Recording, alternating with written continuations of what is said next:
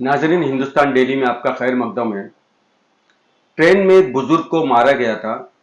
गोश्त को लेके कुछ शक था जिस पे मारा गया था उनको, जिनका इलाज चल रहा था। और आपको बता दें कि उन्हीं का कोर्ट हमारे साथ मौजूद है, एडवोकेट आबिद सैयद। ये और इनकी टीम उसका केस लड़ रही है।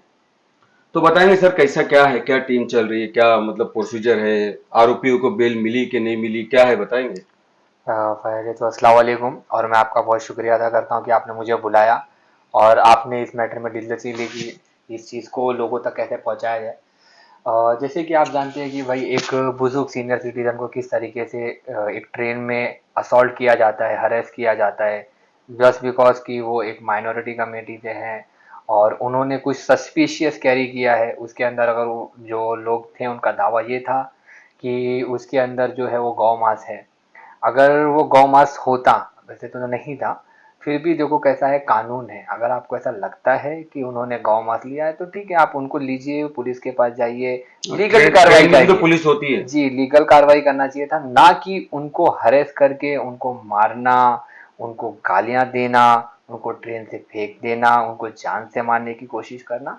ये सब कानून का उल्लंघन है और ये कोई भी करता है तो ये लॉ सबके लिए एक है और जो कोई सा भी है आदमी उसके ऊपर कार्रवाई होना चाहिए।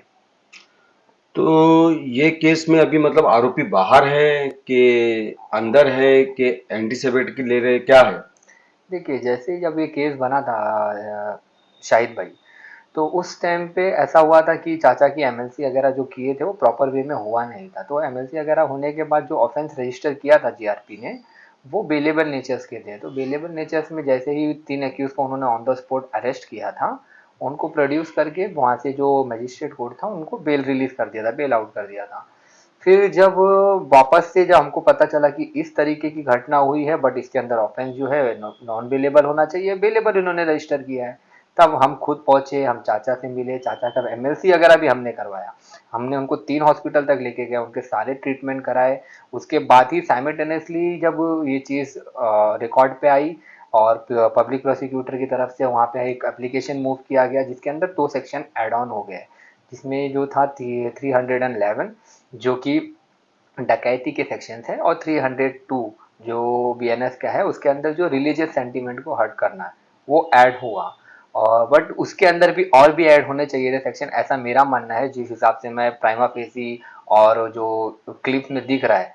तो उसके अंदर जो बीएनएस का 109 जो सेक्शन है अटेम्प्ट टू मर्डर वो भी होना चाहिए था, क्योंकि जो प्राइमा फेसी और वीडियो और उनके स्टेटमेंट में बता रहे हैं कि उनको मारने की कोशिश की गई, ट्रेन से फेंकने की कोशिश की गई, और उसके अंदर उन्होंने बताया कि नाइफ भी उन्होंने यूज किया है, आर्म्स यूज किया, तो लिटरली आर्म्स एक्ट भी होना चाहिए था, जिसके लिए हम आगे इंशाल्लाह कोशिश करेंगे। अच्छा, आपको नहीं लगता कि मतलब जिस तरह से ट्रेन जो हमने वो वीडियो देखा था उसमें लगा था कि वो चचा के हाथ में एक बरनी के अंदर गोश्त पूरा दिख रहा था, तो वो वैसे ही लेके जा रहे थे। ये देखो, जहाँ तक का मेरी उनसे जब बात हुई है तो उन्होंने ऐसा बोला है कि वो जो उनके पास मटेरियल था, जो भी बीफ था, जो भी था, उन्होंने उसको कैरी किया था। एक बरनी थी बट उसको उन्होंने हाइड किया था पेपर रोल से और कपड़े से। बट कैसा है कि हमारा जो लगेज के नीचे जो लगेज रखने के लिए स्पेस होता है वहाँ पे रखा हुआ था, बट अनफॉर्चुनेटली कुछ उनका सीट को लेकर डिस्प्यूट वगैरह हुआ था। तो उसके रिगार्डिंग उनके अंदर थोड़ा सा एग्रेसिवनेस था कि भाई इनको कैसे हम लोग टारगेट कर पाए। तो उनको एक और पॉइंट मिल गया, तो उसी पॉइंट पे उनकी जो आइडियोलॉजी थी, कम्युनल आइडियोलॉजी, वो भी दिखने को साफ साफ वीडियो में दिख रही है। प्राइमा फेसी है कि किन लोगों ने कैसा मारा, तो वो कहीं छुपा नहीं है, सब रिकॉर्ड पे था। तो अभी उनकी बेल हो चुकी है कि नहीं है।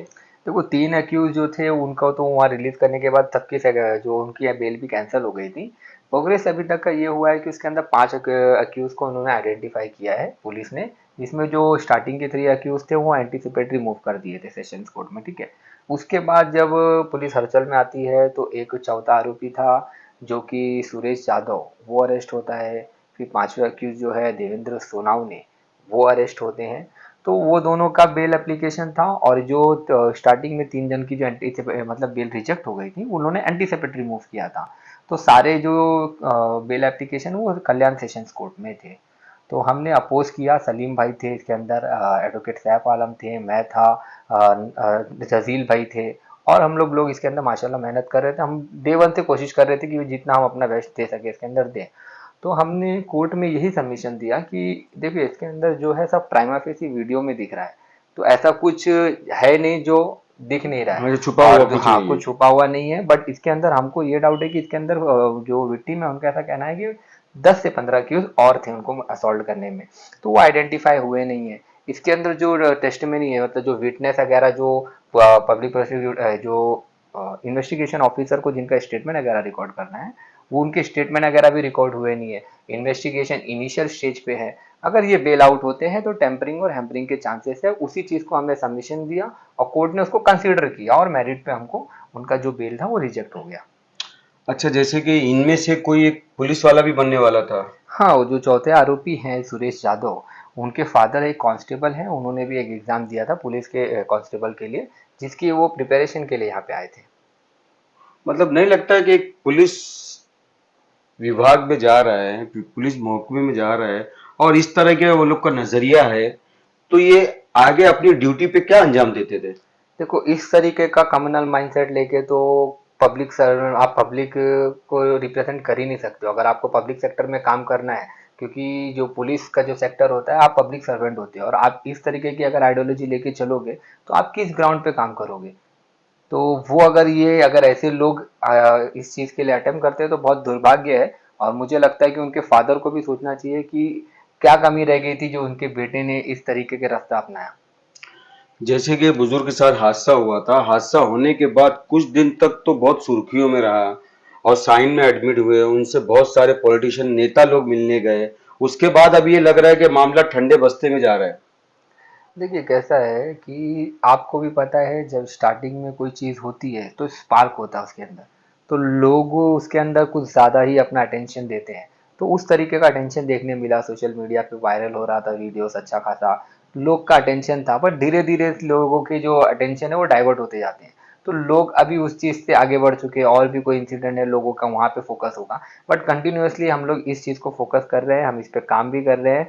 और इसके साथ भी इंशाल्लाह हम ये चाहते हैं कि मैंने एक एप्लीकेशन भी मूव किया है, हम एक रिट पिटीशन की भी इंशाल्लाह तैयारी कर रहे हैं, जिसके अंदर ये जो केस ये जो डील कर रही है जीआरपी, हम चाहते हैं कि इसका जो इन्वेस्टिगेशन हो वो क्राइम ब्रांच के अंडर में हो, कि इसके अंदर प्रॉपर वे से इन्वेस्टिगेशन हो पाएगा। क्योंकि जीआरपी के ऊपर कैसा है कि उनके ऊपर इन्फ्लुएंस बहुत होता है और उनके पास इतना मैन पावर नहीं है जो इस तरीके की वो अच्छे से उसको डिटेल में इन्वेस्टिगेट कर पाए। अच्छा, ये जो आप केस लड़ रहे हैं चचा का, ये इसका चार्ज कर रहे हैं कि फ्री में लड़ रहे हैं? इसके अंदर तो हमने 1 रुपया भी उनसे चार्ज नहीं किया है, डे वन से किसी ने भी नहीं किया, ना मैंने किया है, ना सलीम भाई ने किया है, ना सैफ ने किया है, किसी ने चार्ज नहीं किया है। उल्टा उसके अंदर हो सकता है जो भी इसके कमेंटेशन थे हमने खुद से बैर किया उसके अंदर, और उसका अदर जो है वो अल्लाह हमको देगा, हम तो खिदमत खल्क कर रहे हैं।